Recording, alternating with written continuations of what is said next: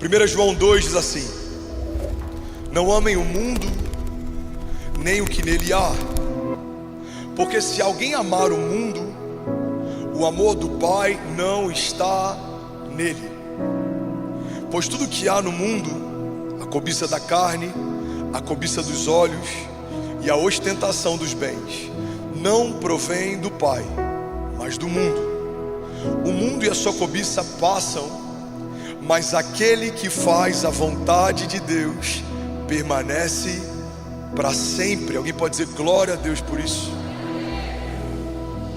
A palavra de Deus, ela fala a respeito de alguns princípios que, se não forem bem estabelecidos, eles podem ser confundidos. A palavra de Deus, por exemplo, diz que o amor ao dinheiro é a raiz de todos os males. E tem muita gente que prefere não ter, porque entende que o dinheiro é maldito. Mas a mesma palavra em outro versículo diz que o dinheiro por tudo responde. O dinheiro não é o problema, mas o amor a ele é, porque não dá para ter mais de uma pessoa ocupando a centralidade do meu coração. Como Jesus não se presta à humilhação de se assentar juntamente com ninguém num trono estabelecido no altar do teu coração, certamente, se você convida alguém para sentar, ele automaticamente vai sair. A palavra de Deus não condena a grandeza. A Bíblia diz que uma geração contará a outra geração sobre a grandiosidade dos feitos de Deus. Mas quando a minha preocupação é que a partir do Senhor eu me torne grande, aí a grandeza pode se tornar a minha maior pedra de tropeço. Foi o que aconteceu, por exemplo, na Torre de Babel. Homens que tinham uma grande visão, que tinham unidade, que queriam construir algo grandioso, queriam ao final desse grande feito que o seu nome nunca fosse esquecido na história. E aí Deus não se agrada, por mais que haja uma grande visão e unidade, o propósito final não aponta para os céus. E o que os céus fazem? Eles desarticulam todo um projeto da terra. E a gente ouve e lê sobre essa história, mas ninguém tem menção do nome deles. No intuito de terem o seu nome escrito na história, acabaram tendo o seu nome apagado dela. A palavra de Deus fala em vários momentos sobre coisas que são desejáveis, mas se eu as desejo mais do que desejo ao Senhor, que pode me dá-las, aí eu tenho um problema. A unção é algo desejável, o ministério é algo desejável. Se você deseja isso, boa coisa deseja, diz a palavra. Mas se eu quero o Senhor só para usufruir da unção que vem do Senhor, não é mais o Senhor que eu quero, é a unção dele. E é por isso que a palavra de Deus diz que naquele dia muitos dirão: Senhor, eu curei no seu nome. Ou seja, é alguém que flui debaixo de uma unção extraordinária, é alguém que flui debaixo de uma ação sobrenatural. Eu curei no seu nome, eu libertei no seu nome. Ele diz: eu não te conheço, apartai-vos de mim. Então existem pessoas que acessam ao Senhor para usufruir dele, mas não querem ele. É o desafio da gente, depois de ter acessado o lugar da intimidade, querer sair desse lugar com algo. Irmão, pega isso aqui, que isso aqui é muito poderoso. Você foi chamado para acessar esse lugar e permanecer nele. Porque se você recebe algo porque está nesse lugar, mas decide sair desse lugar, você está usurpando o céu. Alguém recebeu unção e agora deseja mais a unção do que o Deus da unção. Se divorcia do Deus da unção, mas continua caminhando com a unção. A unção é irrevogável.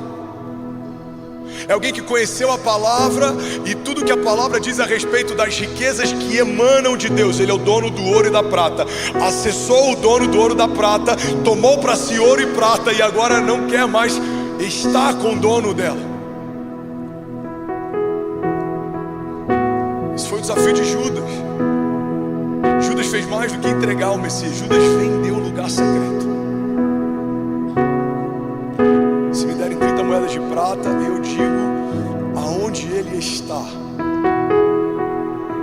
Então, quando a palavra de Deus diz para que a gente não ame o mundo, não significa que você não vai estar no mundo, construir uma história no mundo, estabelecer coisas no mundo. Não, a mesma palavra diz em outro momento que por Jesus fomos estabelecidos a partir da nova aliança, fomos estabelecidos como reis e sacerdotes. 1 Pedro 2,9 fala a respeito dessa nova identidade.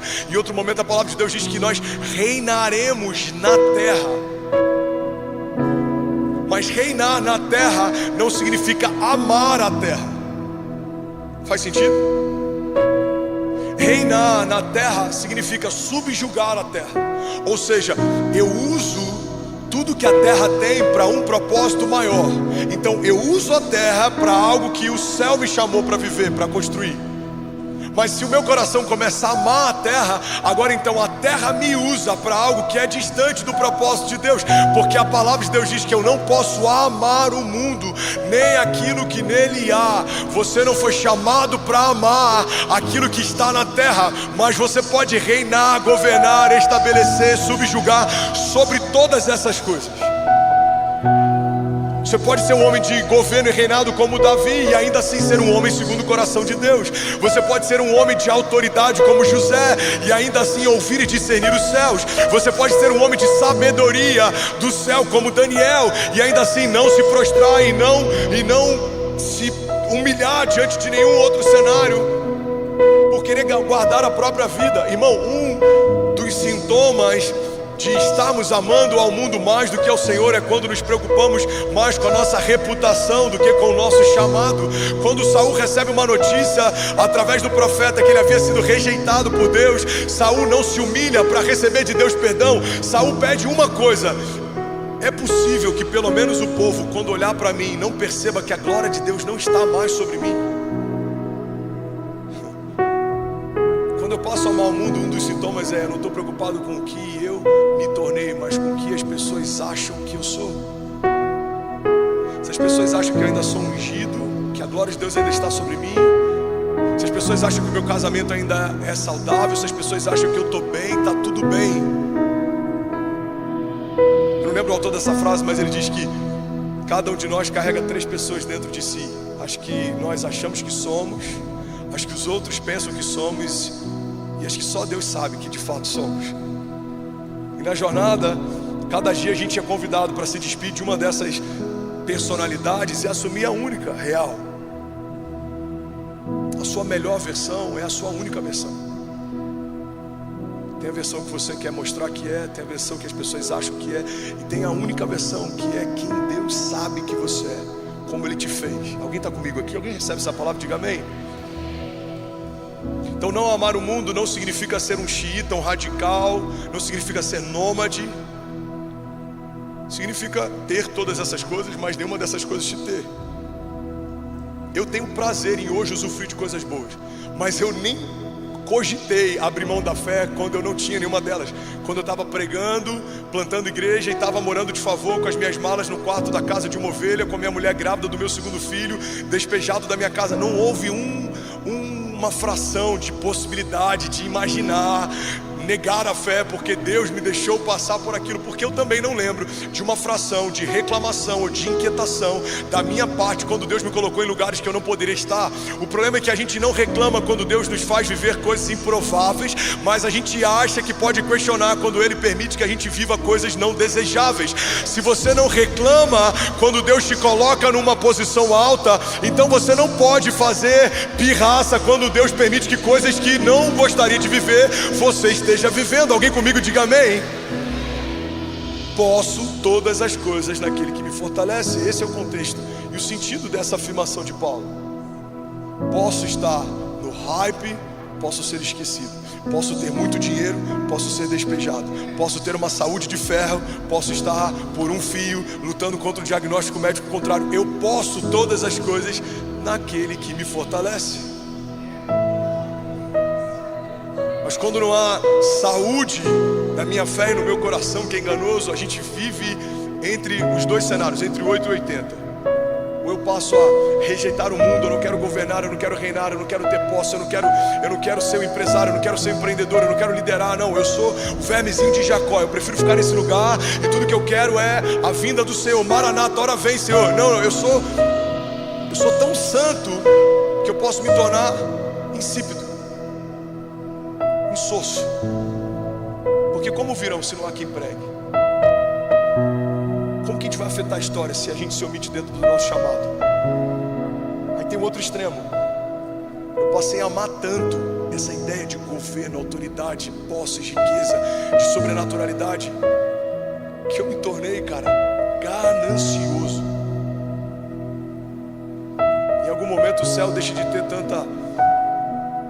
Eu vou usar um termo que nem seria o ideal, mas vou usar entre aspas. Deixa de ter esse fascínio e passa a ser só uma alegoria. Irmão, o maior perigo que a igreja pode viver é quando o céu se torna alegoria. O céu não é uma alegoria da história bíblica.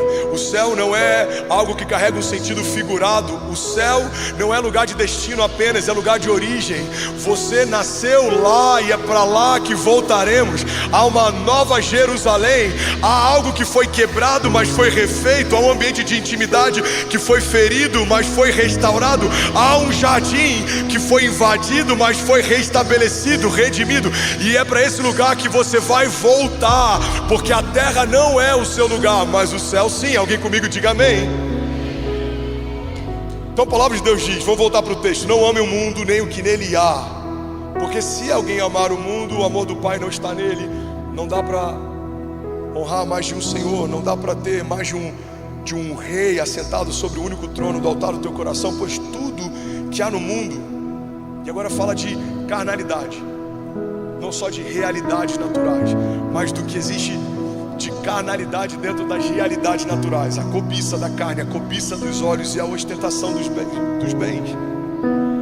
Pastor, então eu preciso ter um padrão de vida em que eu não posso ter nada bom. Não. A questão não é o que você tem, a questão é por que você tem o que você tem e como você usa o que você tem.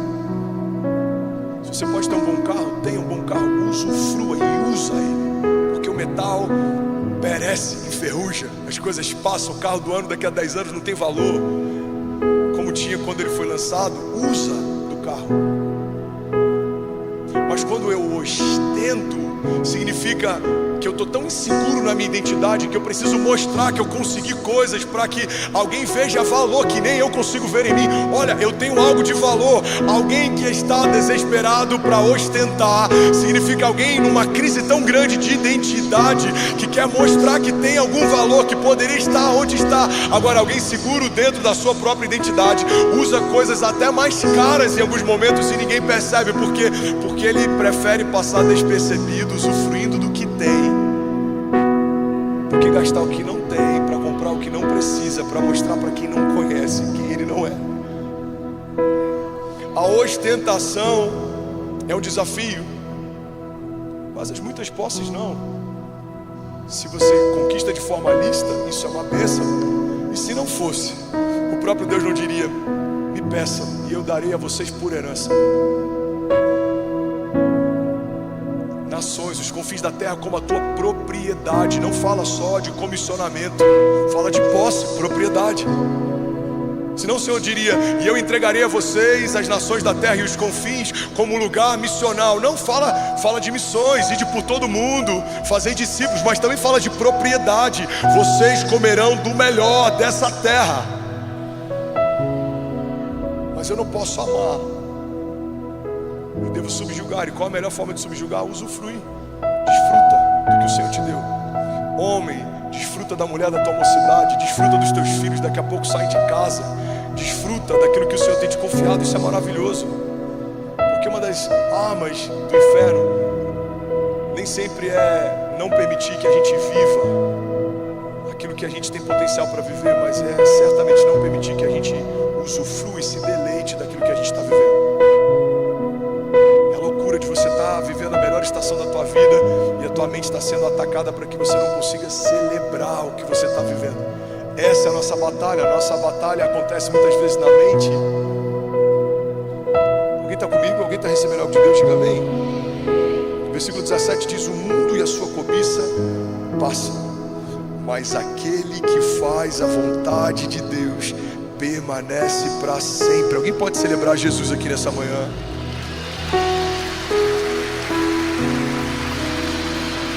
Se for para ele, você pode fazer melhor. Vamos. Aleluia. Aleluia. É um desafio, irmão.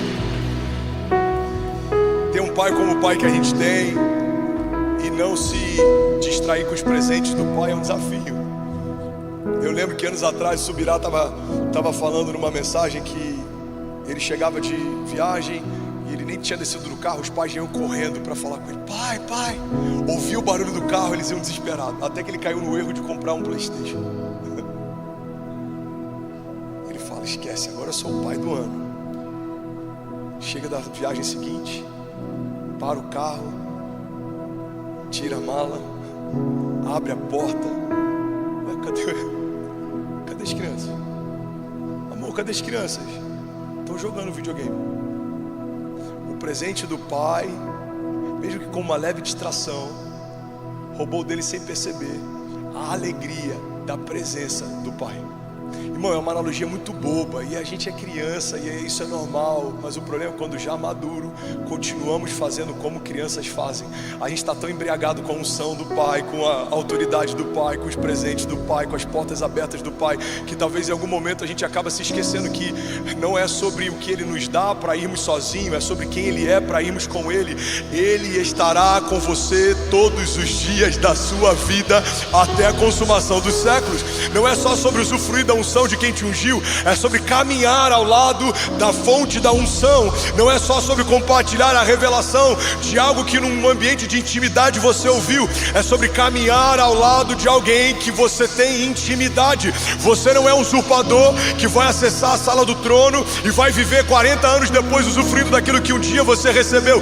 Não, você está como a corça que anseia pelas águas, você anseia pela presença dele, você ama a presença dele, e porque ama a presença dele, pode usufruir sem culpa dos presentes dele. Alguém comigo diga amém. Bill Johnson diz que Deus está à procura de homens que não amam o mundo, para que possa confiar o mundo a eles. Ainda bem que eu vim, Jesus. Romanos 12:3 diz: pois pela graça que me foi dada, eu digo a todos vocês, ninguém tenha de si mesmo um conceito mais elevado do que deve ter, mas pelo contrário, tenha um conceito equilibrado, de acordo, isso aqui é muito bom, de acordo com a medida da fé que Deus lhe concedeu. Vamos ao português claro. Vai devagar. O que você tem, só tem porque Deus te deu. O que você sabe, só sabe porque Deus deixou saber. O que você faz, só faz porque Deus te deixa fazer. Alguém está comigo? Então não tem um conceito elevado a respeito de si mesmo, mas também não tem um conceito diminuído, porque vitimização é falsa modéstia, e falsa modéstia eu acho que é pior do que alguém que não tem humildade. É pior um cara que você vê, esse cara tem um problema, ele é soberbo, do que um cara que sabe o que pensa sobre si, mas finge que pensa algo menor sobre si. Já conheceu alguém assim? Cara, não é porque eu estou na minha presença não, mas eu sou a pessoa mais humilde que eu já conheci. Já conheceu alguém assim? Rapaz, é difícil ser humilde igual eu sou. É difícil. Irmão, não tem um conceito elevado sobre si, não tem um conceito diminuído sobre si. Tem a revelação de quem você é, a estatura que você carrega, o nome que você tem, para que Deus te chamou. É esse lugar que é um lugar de maturidade e plenitude. A palavra de Deus diz: olhos não viram, ouvidos não ouviram, não penetrou no coração do homem. Mas a palavra de Deus também diz logo nos versículos seguintes: mas Deus já o revelou por meio do seu Espírito. Não está dizendo que Deus escondeu para sempre, está dizendo que Ele escondeu nele. Como que você acessa a tua medida? O que você ainda não viu, o que você não ouviu, o que você ainda não pensou, não sentiu, você acessa acessando o coração de Deus. Você acessa através do Espírito de revelação. O Espírito te revela: esse é quem você é, isso é o que eu tenho, isso é o que eu preparei, isso é o que você vai viver. Você não vai viver como um homem enganado, você não vai viver perdido, você não vai viver se exaltando, você não vai viver se diminuindo. Você vai ter uma revelação de quem você é, a altura que você tem, para que Deus te chamou, e vai caminhar à altura dessa identidade. Alguém comigo aqui diga amém. Agora Romanos 12, versículo 3 diz: de acordo, cada um tem um conceito equilibrado, de acordo com a medida da fé que Deus lhe concedeu. Esse é um ponto sensível. Vocês estão comigo? Esse é um ponto sensível, porque se a palavra de Deus diz que a minha estatura, o que eu tenho, carrega a minha identidade, o conceito a respeito de mim mesmo, ele precisa ser coerente com o nível de fé que Deus me deu. Significa que tem muita gente frustrada, porque talvez está tendo sonhos que nem a questão não é nem que eles são grandes demais, mas você ainda não tem um nível de fé compatível com o nível de sonho. Porque sonhos grandes nunca foram um problema para Deus, mas falta de fé sim. Tudo é possível ao que crê. Ou seja, a impossibilidade é subjugada pela fé. Em outro momento a palavra de Deus diz: se você crê. Ou seja, se a fé é a única coisa que viabiliza ou inviabiliza alguma realidade, nunca foi sobre o tamanho, sempre foi sobre se realmente eu creio no Deus poderoso para fazer infinitamente mais. Irmão, guarda isso aqui, um conselho prático: não diminua a sua expectativa, aumenta a tua fé.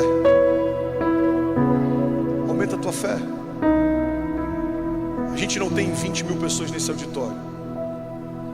Hoje deve ter, sei lá, 12 mil, 10 mil.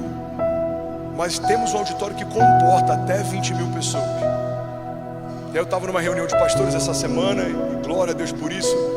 Uma reunião de pastores sêniores de várias igrejas, homens de Deus, santos homens de Deus, alguns grandes líderes, outros a sua maior marca é a santidade, outros é a profundidade bíblica, outros é a liderança, outros é a ousadia, enfim, cada um tem uma zona de graça distinta. E aí um deles estava falando: não, porque tem um pastor amigo que não aconselha fazer auditórios para mais de 7 mil pessoas. Eu falei: eu entendo, e por muito tempo eu ouvi sobre isso, isso se tornou um fantasma no meu ministério.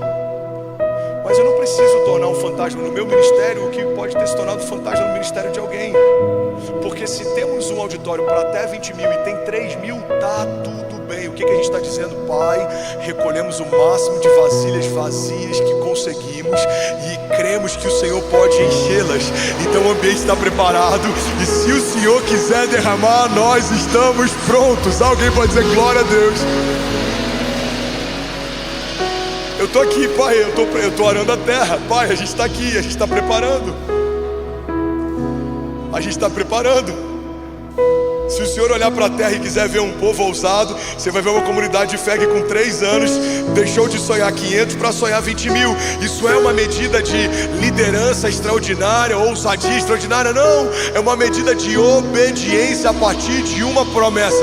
Ouvi desde que me converti que o Brasil seria um celeiro de avivamento, parte do sopro de Deus na terra nos últimos dias. Irmão, eu quero fazer parte do epicentro de uma onda que vai varrer as nações. Nações ouvirão o que o Senhor está fazendo, porque há um povo que mesmo não vendo, crê, e porque crê se move debaixo daquilo que em fé viu. Os meus olhos naturais dizem: não tem como, não tem espaço, não tem como pagar, não tem como fazer, mas a minha fé, ancorada em uma promessa de Deus, crê até os ossos. O Senhor é poderoso para fazer infinitamente mais do que tudo que eu peço ou sonho, segundo o seu poder que em nós atua. Alguém pode dizer glória a Deus? Aleluia. Então tenha um conceito equilibrado, de acordo com a medida de fé que Deus lhe concedeu. Aí entra um outro ponto sensível. Pastor, eu nem consigo crer em coisas grandes, mas é a medida de fé que Deus me deu. Se Deus me deu pouca fé, ou uma fé nesse nível, eu creio que existem medidas de fé, até porque o texto me dá base para crer assim. Até porque quando Jesus fala sobre homem de pequena, se é pequena, é uma escala de grandeza. Amém? Eu creio que existem tipos de fé, níveis de fé, e a palavra está dizendo: cada um tem um conceito equilibrado a respeito de si, de acordo com a medida que Deus lhe concedeu. Aí alguns vão dizer: pastor, a culpa não é minha, a culpa é de Deus, porque foi Ele que me deu a fé. Faz sentido? Ele é o autor e consumador da fé. Ele é a única fonte. Irmão, pega isso aqui. A única fonte que emana fé é o próprio Deus a partir da sua palavra. Fé não vem por impartation. Eu posso colocar a mão na tua cabeça e declarar: receba a fé. Não é assim que se transfere. fé não vem por nenhuma outra coisa senão por ouvir e ouvir a palavra de Deus. Pastor, eu preciso ouvir mais sermões. Você precisa ouvir sermões que carregam a palavra de Deus, porque tem sermões que nem palavra de Deus mais tem. Não tem problema se ele é temático, não tem problema se ele é expositivo, mas precisa ser um sermão inspirado em palavra de Deus, porque a palavra de Deus não contém Deus. A palavra de Deus é o próprio Deus. Ele é a sua palavra. Então, se a minha medida inicial talvez é menor do que a medida do meu irmão, a questão não é como eu comecei, a questão é como eu estou correndo a minha corrida. Porque se eu ouço mais, recebo mais, creio mais, vivo mais milagres, isso aumenta a minha porção de fé. Se eu busco mais, ouço mais dele, aumenta a minha medida de revelação, aumenta os meus fundamentos de fé. Quanto mais eu procuro, mais eu encontro. Quanto mais eu busco, mais eu acho. Quanto mais eu peço, mais eu recebo. Quanto mais estou meditando, imerso, inserido na palavra dele, mais fé eu carrego. Alguém comigo aqui, diga amém. Se me falta fé para algo, a responsabilidade é minha, não dele, porque ele está acessível tanto para a fé quanto para a sabedoria. A Bíblia diz que aqueles que desejam, que buscam sabedoria, peçam a Deus, porque ele dá livremente aos que pedem. O pedido de Salomão, a gente vai ler o contexto, vai entender o porquê desse pedido. Foi parte da instrução do pai. O que você quer, Salomão? Ele fala: eu quero sabedoria. Se a todos que ele pedem, ele dá livremente, imagina um rei pedindo sabedoria, como isso alegra o coração do pai. E aí, junto com sabedoria vem recursos, vem reinado. Talvez parte daquilo que a gente esteja vivendo ou deixando de viver esteja diretamente ligado ao que a gente tem pedido e buscado em Deus, porque ele é poderoso para fazer infinitamente mais matéria-prima do que pedimos ou pensamos. Ele é o catalisador, ele é o multiplicador, ele é aquele que expande, ele é aquele que faz mais. Mas a matéria-prima, o primeiro ponto, marco zero, é o que você pede ou pensa. Se não temos lugar secreto, vida com Deus, oração, intimidade, humilhação, humildade, temor, como pediríamos ou pensaremos em algo? A gente só ouve. Você vira um ouvinte. Você senta aqui, ouve 40 minutos e toda a tua cosmovisão em base de fé está sendo construída a partir da expressão de fé de alguém.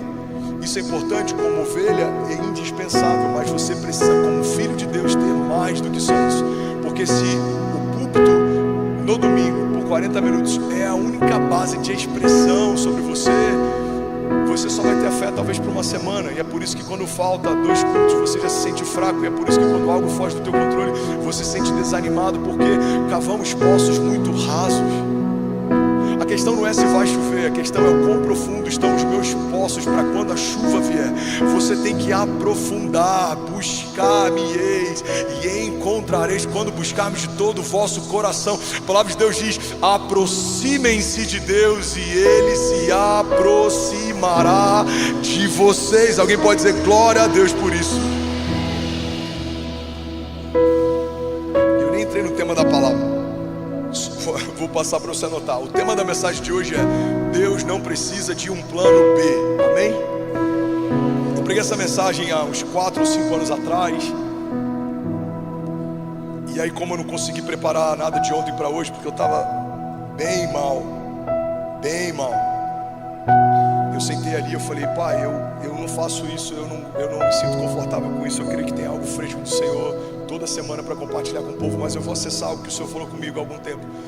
E eu estou no 2º versículo e a gente não sai desse lugar. Eu creio que por mais que o tema seja esse, a palavra é outra. Deus tem algo para hoje que vai mudar a sua história, que vai conectar com a tua casa, que vai liberar o teu destino. Alguém recebe isso? Alguém crê nisso? Diga amém.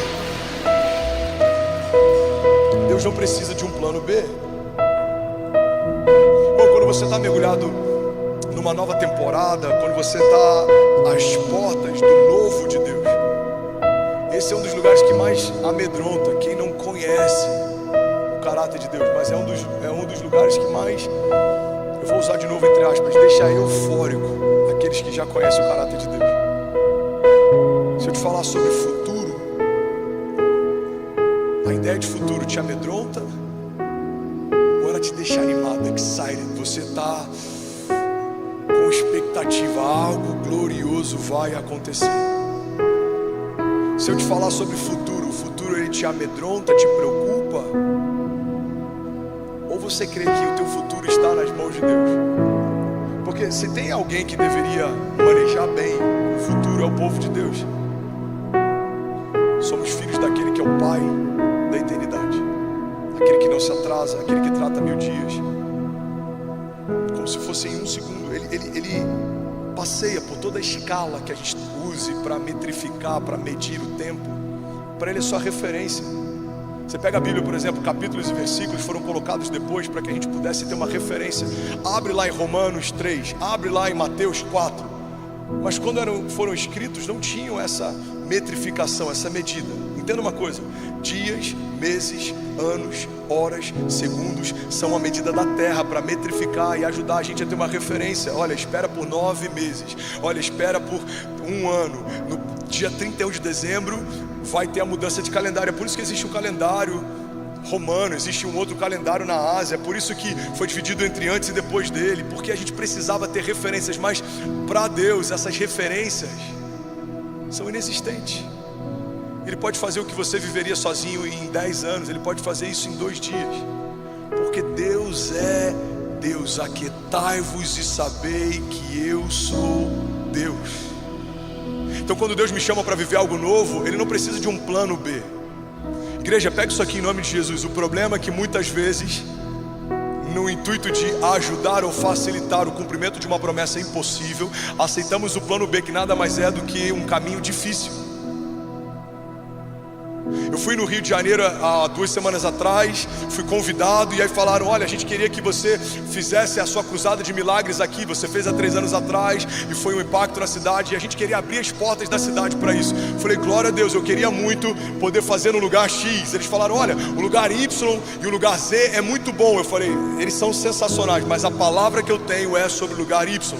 Não, a gente pode ver, mas eu não sei se é tão simples assim. Eu falei: então quando a gente puder falar sobre esse lugar, a gente fala sobre esse lugar. Falou: não, você só quer esse lugar? Eu falei: eu só quero se for esse lugar. Então tá bom, então libera a data para ele desse lugar, porque a palavra de Deus diz em Jó: determinando tu um negócio, sedes firme, e a luz de Deus brilhará sobre os seus caminhos. O problema é que às vezes esse lugar, daquilo que aconteceu comigo há 2 semanas atrás, trazendo para a tua realidade, seja uma impossibilidade, e a gente aceita um plano B como se fosse uma realidade. Mas o plano B para quem caminha com Deus é fazer o plano A dar certo.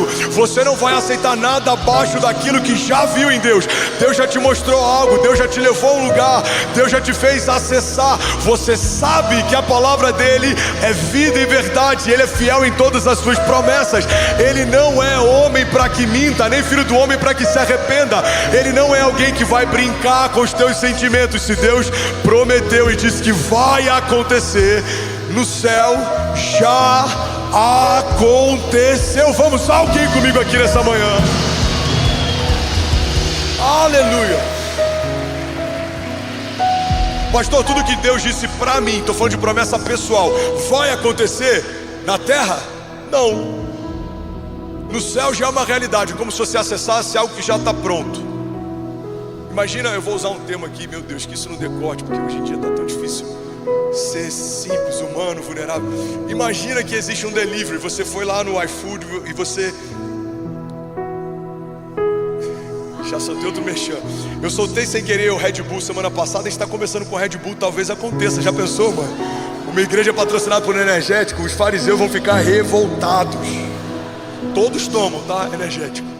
Vão falar: que absurdo, energético na igreja. Eu tenho que tomar escondido em casa. Esses caras tomam no laude, que absurdo. Volta aqui. Eu tô brincando porque a gente tem sonhado com a ideia do iFood ser um patrocinador. Seria incrível. Já imaginou o iFood patrocinador Master, Vira Brasil?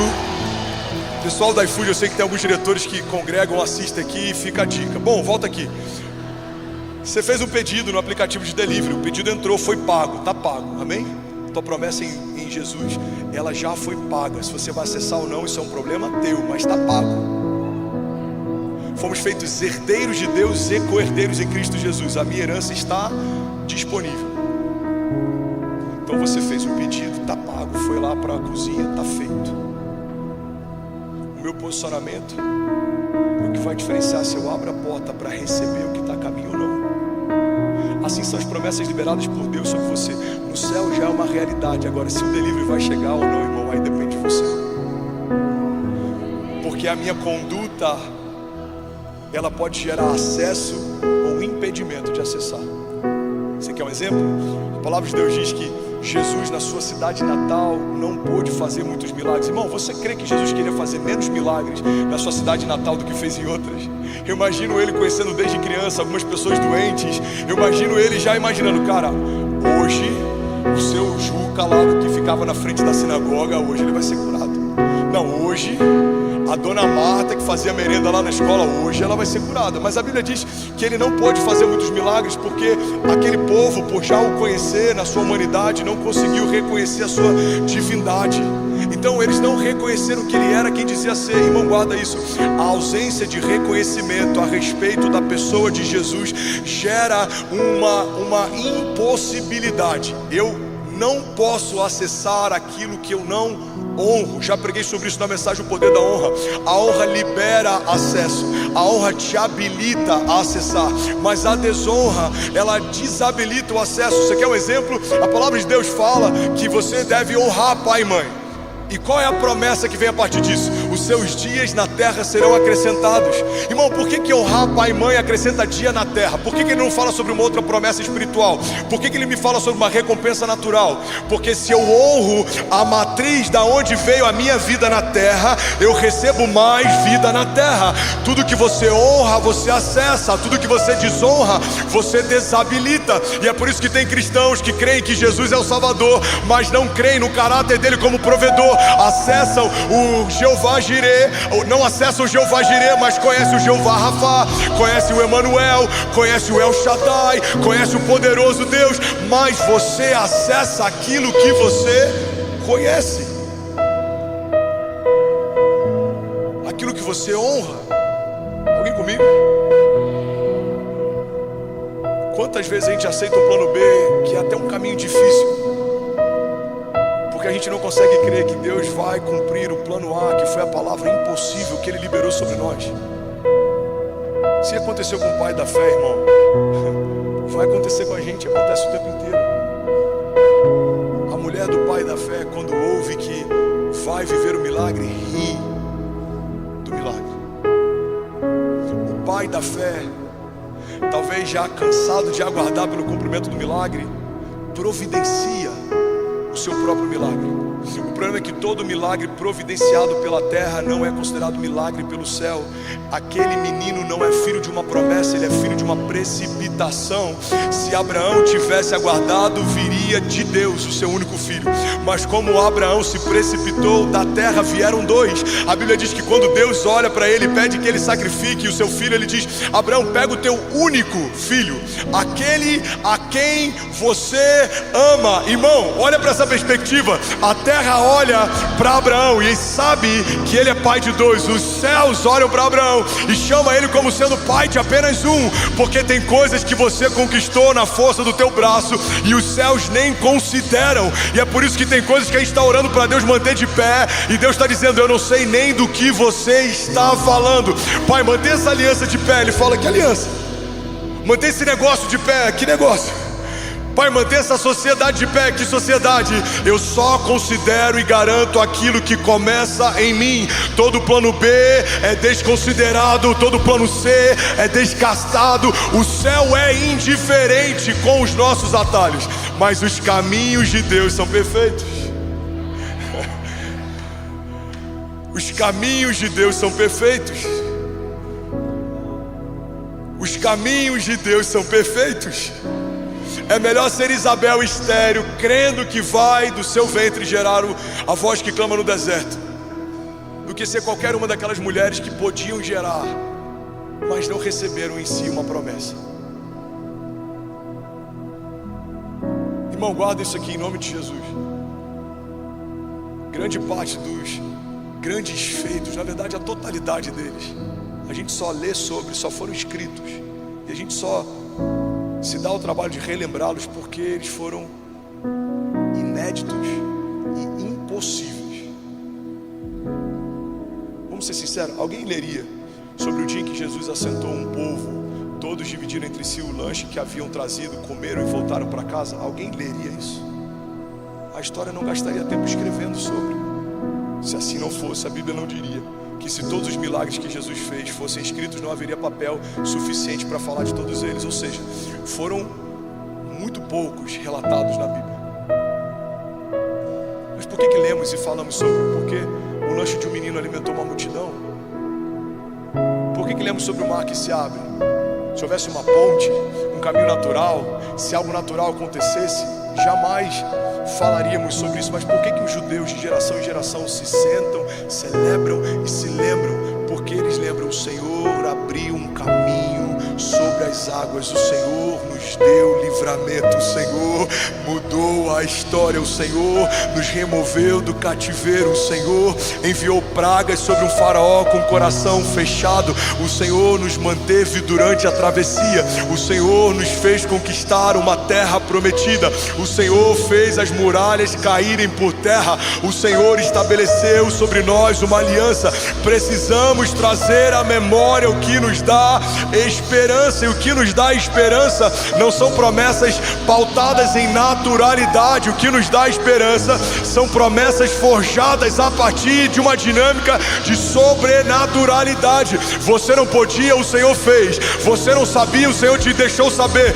Você não fazia, o Senhor te fez fazer. Ele fez, Ele abriu o caminho. O Deus que constrói caminhos no deserto, o Deus que estabelece príncipes no meio de um lugar de improbabilidade, o Deus que tira meninos aprisionados e transforma em governadores, o Deus que faz com que leões jejuem na presença de Daniel. É esse Deus que te chamou para viver a palavra dele, não os seus atalhos. Deus está dizendo: filho, há uma palavra liberada sobre você, e ela é a única que eu considero,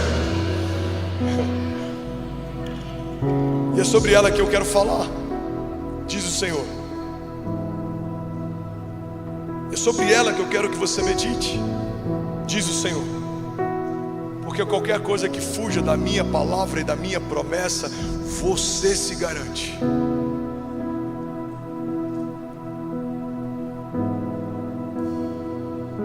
Alguém recebeu não de Deus de verdade? É uma mensagem de ensino profético que traz alinhamento. Eu glorifico a Deus porque eu não vi até agora uma pessoa se levantando e sair. O temor do Senhor está aqui nessa sala, amém? Alguém pode dizer glória a Deus por isso? Hebreus 11:1, ora, a fé é a certeza daquilo que esperamos e a prova das coisas que não vemos. Pode deixar esse texto, por favor. Irmão, se você se limitar a confiar só no que entende de Deus, você está fadado a nunca confiar em Deus. Vou falar isso de novo, algum incendiário aqui comigo. Se você se limitar a confiar só no que entende, você está fadado a nunca confiar. Porque tudo que Deus faz de mais sobrenatural é improvável. É algo que não daria para você projetar. Vamos ser sinceros. Pega alguém como Esther, de fora do palácio, promove para dentro do palácio para libertar o povo. Esther, quem sabe não foi para um momento como esse que você foi gerada.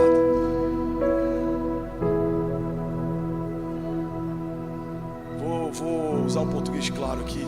Promove um concurso de beleza para uma mulher levantada pelo Deus Todo-Poderoso acessar um lugar de destino e viver a plenitude do seu chamado. Os caminhos de Deus, eles não são previsíveis. Davi está indo levar a marmita para os seus irmãos. Lembra do iFood? Irmão, a gente tem na história um entregador de comida que se tornou rei. Ele está indo levar comida para os seus irmãos, e quando chega lá ele fala: o que está acontecendo aí? Que bagunça é essa aí? Não, tem um gigante que se levantou e está afrontando. Tá, e o que vocês vão fazer? Cara, tá todo mundo com medo. Ele fala: como que um homem sem aliança afronta o exército que carrega uma aliança com Deus? Para Davi aquilo foi tão impensável que Deus pega o entregador de delivery e com algumas pedras entra na história da humanidade. Você vai em qualquer biblioteca, em qualquer campo acadêmico, de qualquer lugar na face da terra, você vai encontrar algo que fale sobre Davi e Golias. Seja como registro histórico, seja como análise da cultura de um povo, seja como análise de fé e religião.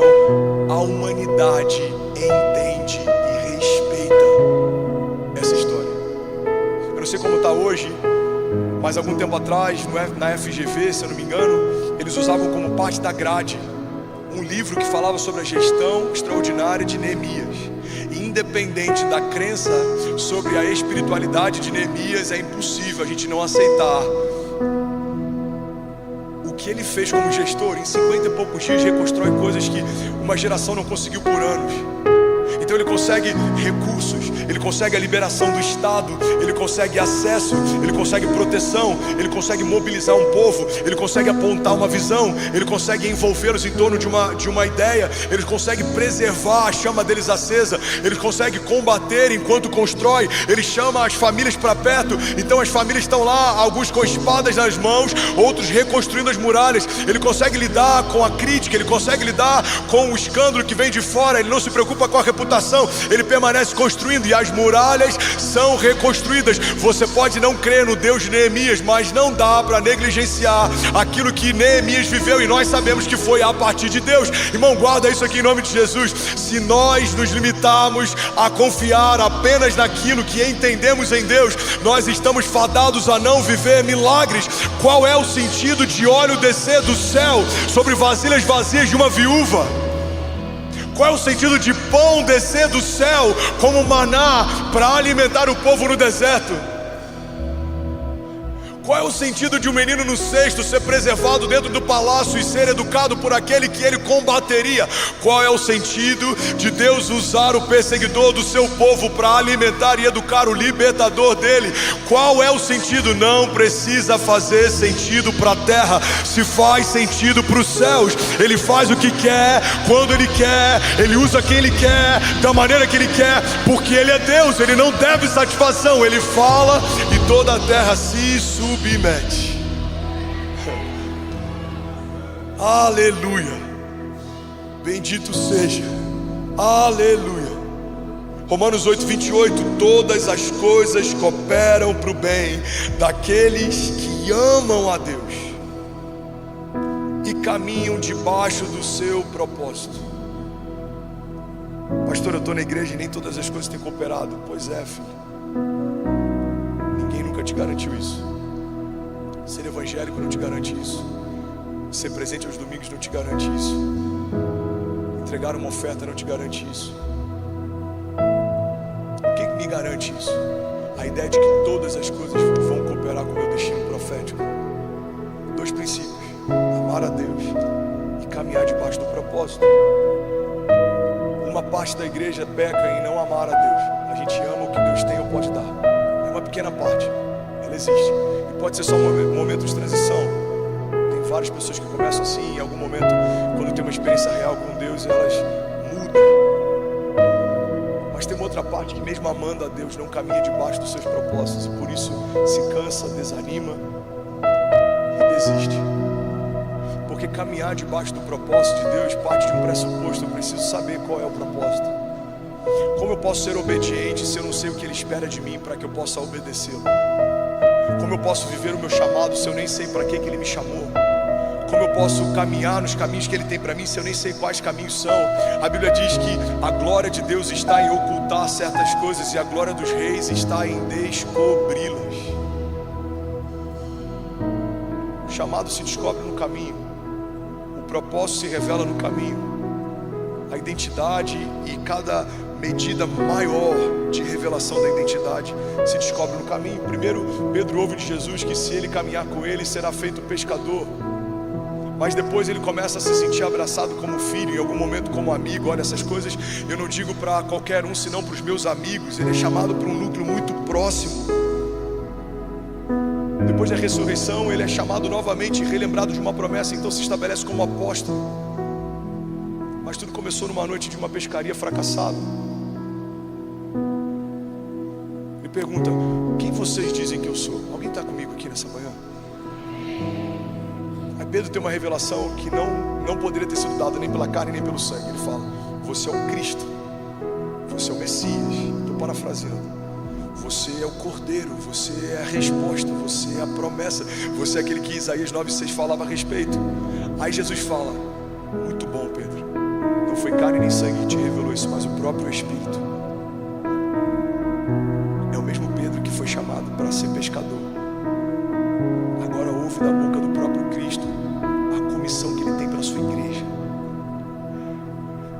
Ele fala: Pedro, você é pedra, rocha. Algumas religiões e algumas doutrinas entendem que Pedro é a pedra fundamental da igreja, por isso ele é considerado o primeiro pai da igreja. Mas não é sobre isso que Jesus está dizendo. Pedro está dizendo: Pedro, você é um fragmento da rocha, ou seja, ele é a pedra angular, Jesus é a pedra angular, Jesus é a rocha inabalável, e você é um fragmento dela. Se você pegar um fragmento de qualquer tipo de rocha, você vai encontrar nesse fragmento as mesmas características da rocha em que ela foi extraída. O que Jesus está dizendo é: Pedro, você é uma parte de quem eu sou, e essa revelação é a pedra fundamental, e a partir dela eu edificarei a minha igreja.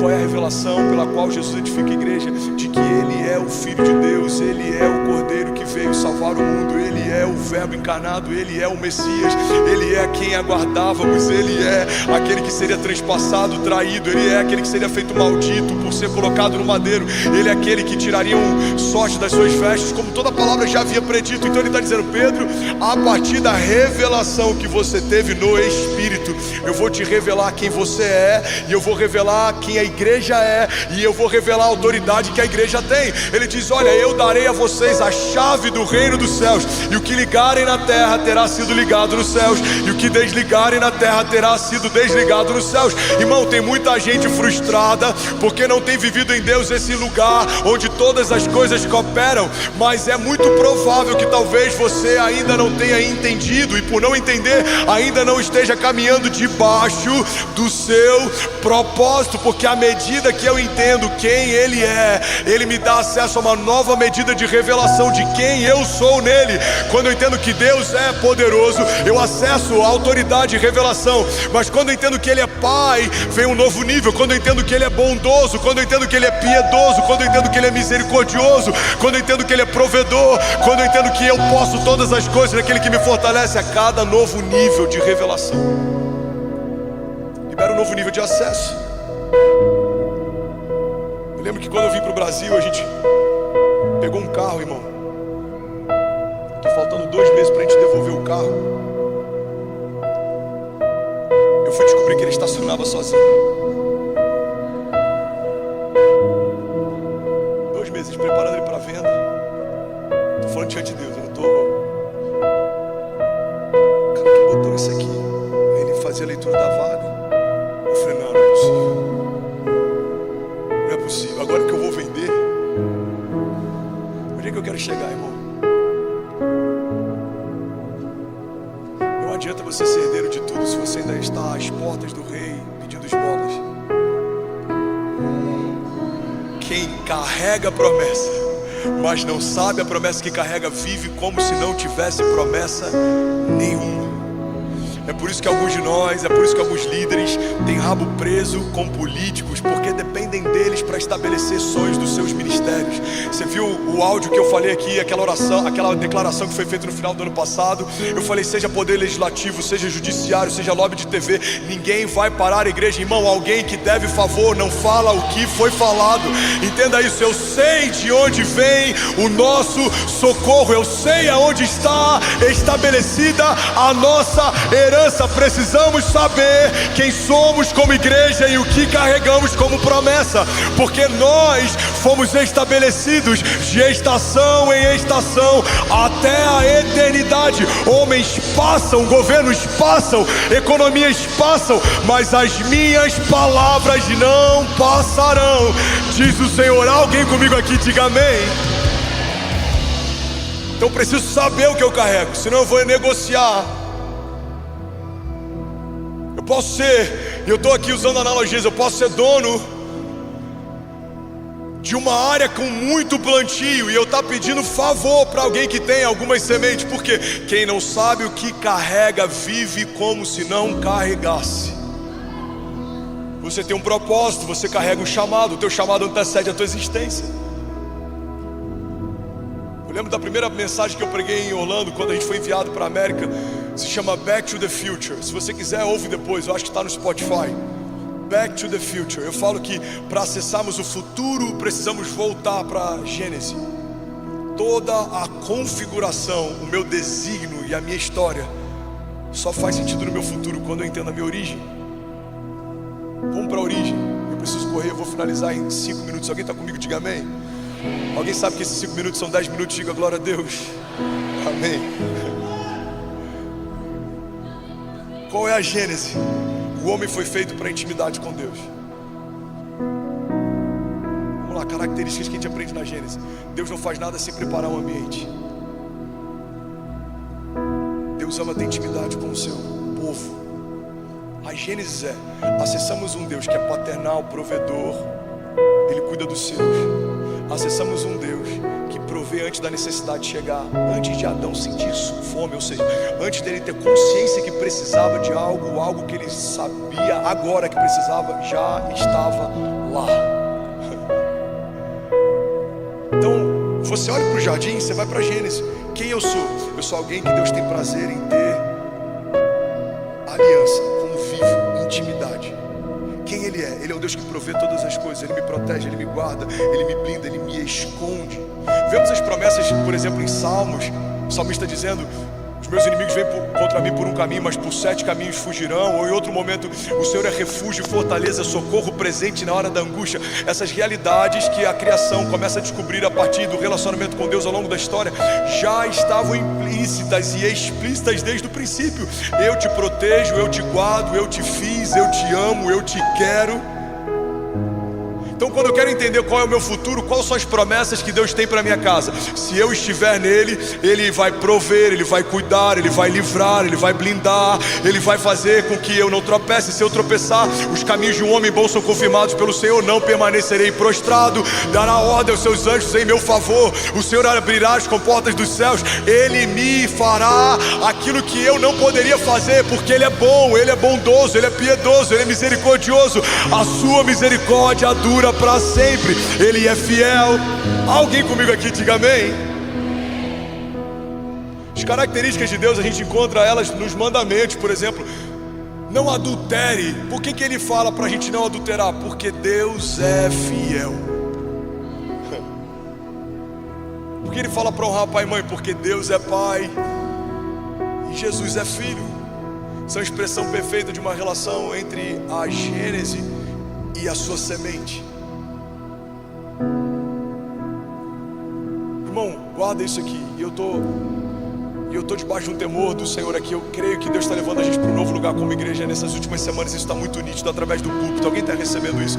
Alguém percebe isso? Deus está levando a gente para um lugar, e o convite dele é: vocês precisam permanecer caminhando debaixo do propósito, porque enquanto estiverem nesse lugar, todas as coisas vão cooperar. Pode vir o que for, se levantar quem se levantar, todas as coisas cooperam para o bem daqueles que amam a Deus e caminham debaixo do seu propósito. Alguém comigo, diga amém. João 15:7 diz: se vocês permanecerem em mim e as minhas palavras permanecerem em vocês, me pedirão o que quiserem e lhes será concedido. Só permanece o que já está lá. Só permanece o que já está lá. Se a palavra que já está em você permanecer, e você que já está em Deus permanecer nesse lugar, peça a Ele o que você quiser e lhe será concedido. A gente vai sair desse lugar de viver em busca de um plano B. Você não foi chamado para viver de atalho em atalho, irmão. Você foi chamado para viver de promessa em promessa. Eu estou dizendo que não são tentadores e que a gente não cai. Eu caio, você cai. Tem vezes que a gente acha até que está indo por um caminho bom. A Bíblia fala que o homem faz planos que aos seus olhos parecem bons. E está tudo bem errar, mas não está tudo bem permanecer no lugar do erro. Como diz o pastor Márcio Santo, não é aquele que nunca se suja, mas é aquele que sempre se lava.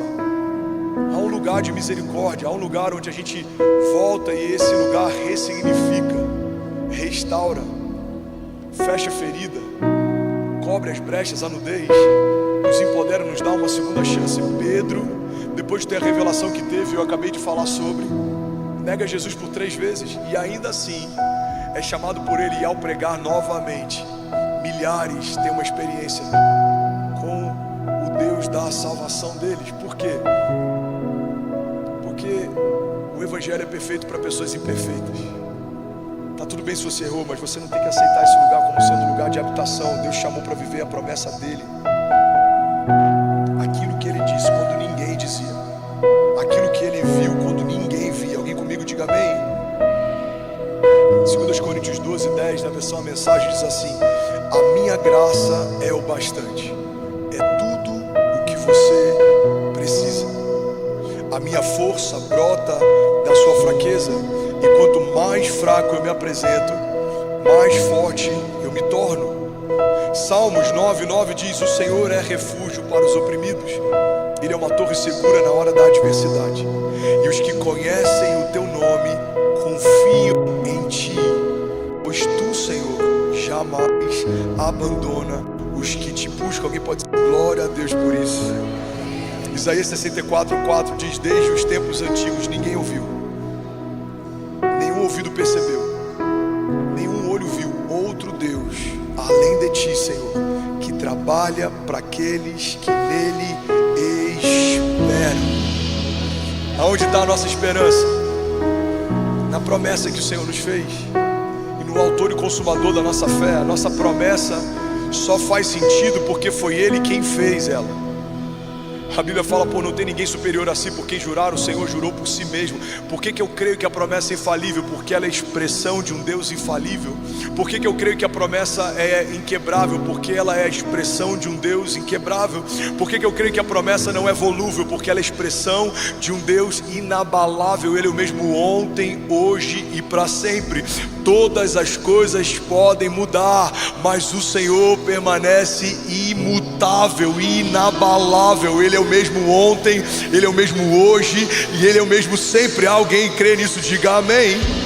Então fica de pé no seu lugar. Eu quero finalizar com um texto que, principalmente para nós que estamos aqui vivendo coisas grandes, alguns de vocês que estão aqui talvez vivendo algo tão extraordinário na tua empresa, no teu negócio, Deus te deu uma posição, Deus te deu status, Deus te permitiu ser pai, Deus te permitiu sonhar.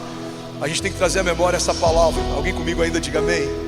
1 Coríntios 1:20. A banda pode vir aqui para liderar a adoração daqui a uns 2 minutinhos. 1 Coríntios 1:20 diz: onde está o sábio? Onde está o erudito? Onde está o questionador dessa era? Acaso não tornou Deus louca a sabedoria desse mundo? Visto que na sabedoria de Deus o mundo não o conheceu, por meio da sabedoria humana, agradou a Deus salvar aqueles que creem por meio da loucura da pregação. Os judeus pedem sinais miraculosos, os gregos procuram sabedoria.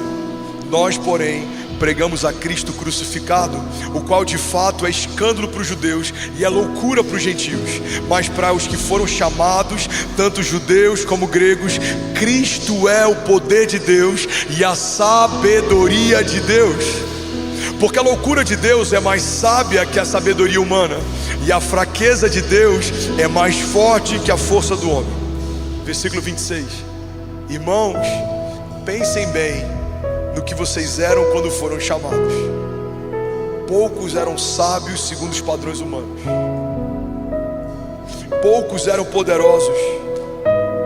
Aqui ele me descreve do início ao fim. Poucos eram de nobre nascimento, mas Deus escolheu as coisas loucas do mundo para envergonhar os sábios, e escolheu as coisas fracas do mundo para envergonhar as fortes. Ele escolheu. Fala comigo, Ele escolheu. Fala com autoridade, diga: Ele me escolheu. Ele escolheu as coisas insignificantes do mundo e as desprezadas e as que nada são, para reduzir a nada as que são, para que ninguém se vanglorie diante dele. Alguém pode dizer glória a Deus por isso? levante suas mãos, feche seus olhos, eu quero orar por você. Vamos, você pode celebrar Jesus antes disso. Faça isso. Vamos, se for para Ele, você pode fazer melhor. Vamos, alguém pode exaltar Jesus aqui. Vamos, alguém pode fazer barulho aqui nessa manhã. Aleluia! Será que alguém pode dizer bendito seja Jesus? Vamos, será que alguém pode dizer ainda bem que eu vi Jesus? Aleluia! Vamos, levante suas mãos, feche seus olhos, eu quero orar com você. Pai, nós declaramos sobre essa casa, sobre essa igreja, sobre irmãos que vão ouvir essa palavra daqui a anos, 10 anos, 20 talvez.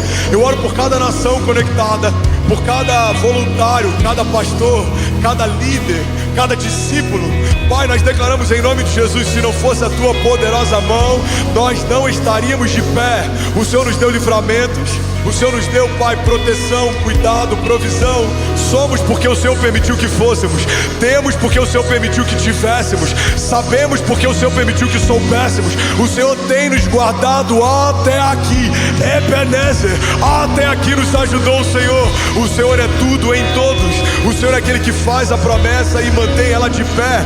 O Senhor é aquele que permite a ferida e fecha ela e traz cura também. O Senhor é aquele que permite desertos, mas se revela no meio deles. O Senhor é o Deus Todo-Poderoso, Criador dos céus e da terra. Por isso, Pai, nós nos arrependemos todas as vezes que, mesmo tendo uma palavra de impossibilidade, nós preferimos nos mover debaixo de planos e de atalhos. Pai, homens fazem planos, traçam estratégias, algumas boas e outras com um intuito ruim. Alguns têm motivações dúbias, alguns tramam mal, fazem o mal, falam mal, mas nós sabemos que os passos de um homem bom são garantidos, preservados, estabelecidos pelo Senhor. Nós não permaneceremos no lugar da falta, da falha, da crise, porque nós reconhecemos que do Senhor vem as promessas, do Senhor vem as respostas. Pai, abre os céus e libera sobre nós aquilo que só o céu poderia nos dar. Eu oro por uma porção nova, Pai, do temor do Senhor. Eu oro por uma unção fresca que despedaça o jugo, Pai. Eu oro por uma unção que gera ousadia, porque o Senhor não nos deu espírito de covardia, mas de poder, amor e de equilíbrio. Pai, eu oro por uma igreja santa que caminha debaixo dos seus propósitos e vê toda a artimanha do inferno se tornando em algo que coopera para o nosso bem. Alguns vão tentar nos encarcerar, como foi com José, mas o cárcere vai nos empurrar para o reinado e para o palácio. Alguns vão tentar nos perseguir, como foi com Saul e Davi, mas sabemos que em toda a perseguição o Senhor está juntando um exército de valentes, antes loucos, agora parte de um exército de um rei. Pai, nós declaramos: tudo que se levanta do inferno contra nós vai cooperar, porque há sobre nós uma promessa e é o Senhor quem garante ela. O Senhor é tudo em todos, o Senhor é o Deus de paz, o Senhor é aquele que nos mantém de pé, o Senhor é o autor e consumador da nossa fé, o Senhor é o princípio e o fim, o alfa e o ômega. Pai, nós declaramos: o Senhor é bom e a sua misericórdia dura para sempre. Alguém que crê nisso aqui, irmão, pode celebrar Jesus no seu lugar. Uau, que palavra poderosa do nosso amigo Pastor André Fernandes. A nossa oração é que essa mensagem não termine quando o vídeo acabar, mas que ela comece a gerar frutos na sua vida agora. Lembre-se, o que você recebeu de graça pode dar. Existe alguém na sua lista de contatos, talvez um amigo ou familiar, que está precisando ouvir exatamente isso para ter o dia transformado. Seja essa ponte. Se esta palavra te edificou, faça 3 coisas que nos ajudam a espalhar o Evangelho. Curta este vídeo, a sua curtida é como um amém, que diz ao YouTube que esta mensagem é relevante. Comente aqui embaixo qual foi a frase que mais te marcou. Ler o seu comentário nos fortalece e edifica toda a comunidade. Compartilhe agora no seu WhatsApp ou grupo da família. Você pode ser a resposta da oração de alguém hoje.